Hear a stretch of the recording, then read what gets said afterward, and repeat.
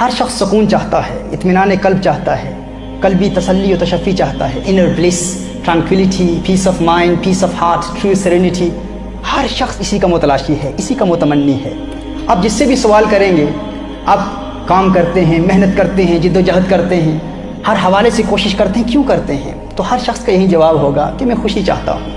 ہر شخص خوش رہنا چاہتا ہے، خوشگوار اور خوشحال زندگی گزارنا چاہتا ہے. دیکھیے، ایک تاجر پورا دن محنت کرتا ہے اپنی تجارت کو، اپنی بزنس کو، اپنے کاروبار کو پھیلانے کے لیے اور زیادہ سے زیادہ نفع کمانے کے لیے اپنی تمام تر توانائیاں اور صلاحیتیں صرف کرتا ہے. تو اس سے پوچھے تو کیا چاہتا ہے؟ ڈیپ ڈاؤن اپنے دل سے بتا کہ تیری خواہش کیا ہے، تیری تمنا کیا ہے، تیری آرزو کیا ہے، تیرا ہدف کیا ہے، تیرا موٹیو اور منتہا نظر کیا ہے. حقیقتاً تو کس چیز کا متلاشی ہے؟ وہ بھی کہے گا خوشی چاہتا ہوں. ایک مزدور جو پورا دن صبح سے شام تک پسینے میں شرابور ہو کر محنت و مزدوری کرتا ہے، اس سے بھی پوچھا جائے تو کیا چاہتا ہے؟ وہ بھی خوشی چاہتا ہے، وہ بھی ایک خوشحال زندگی گزارنا چاہتا ہے. ہر چند کے مختلف لوگ مختلف چیزوں میں خوشیاں تلاش کرتے ہیں. ہر شخص کی اپنی فکر ہے، اپنا نظریہ ہے. اگر کوئی شخص بیمار ہے تو اسے بیماری کی وجہ سے ہمیشہ پریشانی لاحق رہتی ہے، پریشان رہتا ہے بیماری کی وجہ سے. وہ چاہتا ہے کہ بیماری دور ہو جائے، پریشانی دور ہو جائے گی، پریشانی دور ہو جائے گی تو خوشحالی مل جائے گی.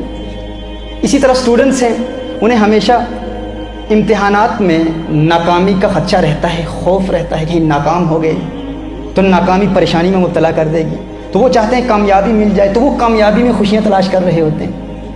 اینڈ اسی طرح جن والدین کے اولاد نافرمان ہے، وہ چاہتے ہیں کہ وہ اولاد فرما بردار ہو جائے. وہ اولاد کی فرما برداری میں خوشیوں کے متلاشی ہیں، خوشیوں کے متمنی ہیں. اسی طرح اگر کچھ لوگ گھریلو ناچاکیوں اور اختلافات کا شکار ہیں تو وہ چاہتے ہیں کہ یہ تنازعات و اختلافات ختم ہو جائے تو ہمیں خوشیاں مل جائیں گی.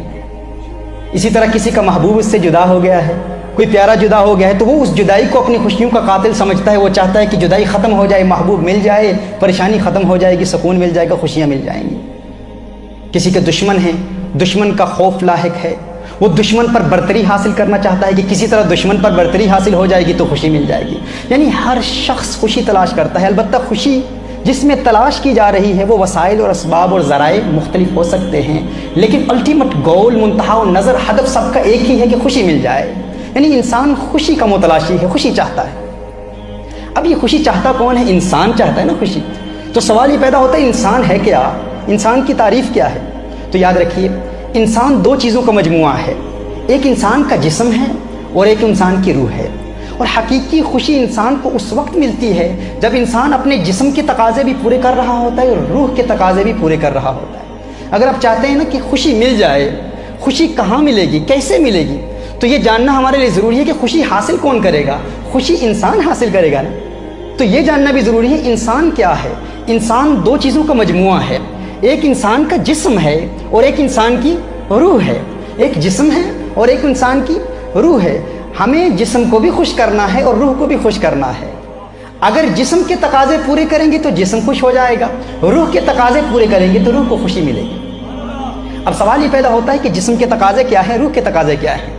اللہ عز و جل جسم کے متعلق قرآن کریم میں ارشاد فرماتا ہے نا کہ اللہ عز و جل نے اس جسم کو اس مٹی سے پیدا فرمایا.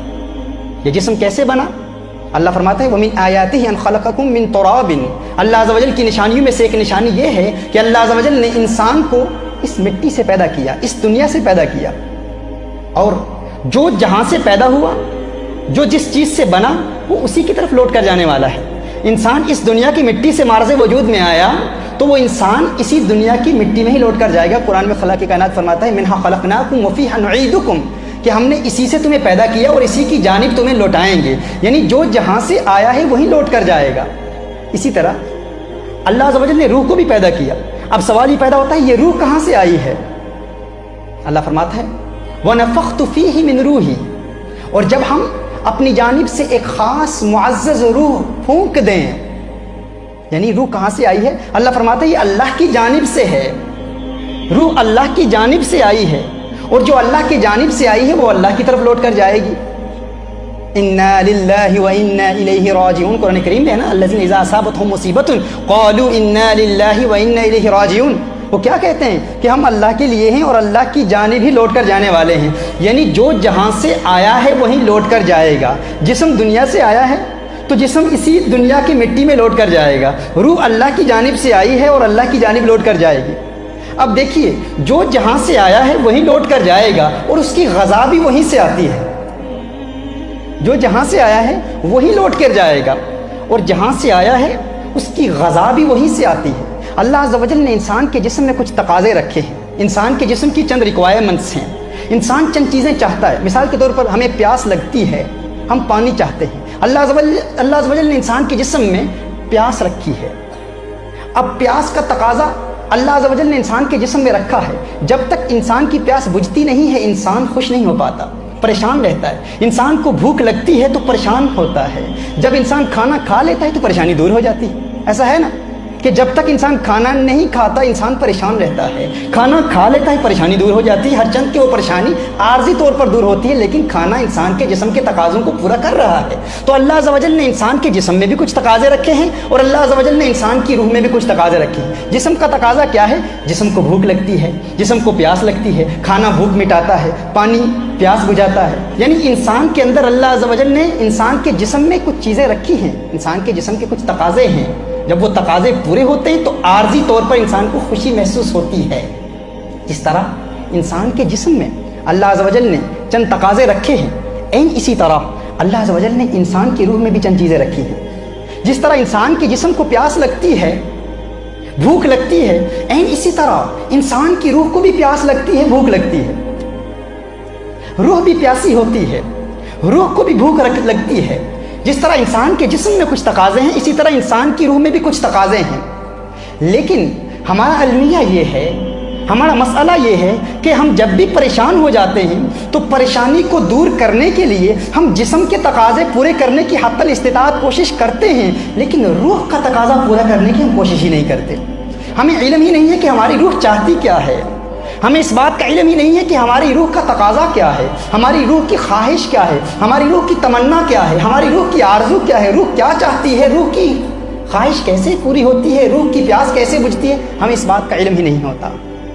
اور خوشی، الٹیمیٹ بلیس، حقیقی سکون، سکینہ قلب، طمانینت قلب، انر ٹرانکویلٹی، یہ انسان کو اسی صورت میں حاصل ہوتی ہے جب انسان جسم کے تقاضے بھی پورا کرے اور انسان روح کی خواہشات بھی پوری کر رہا ہو۔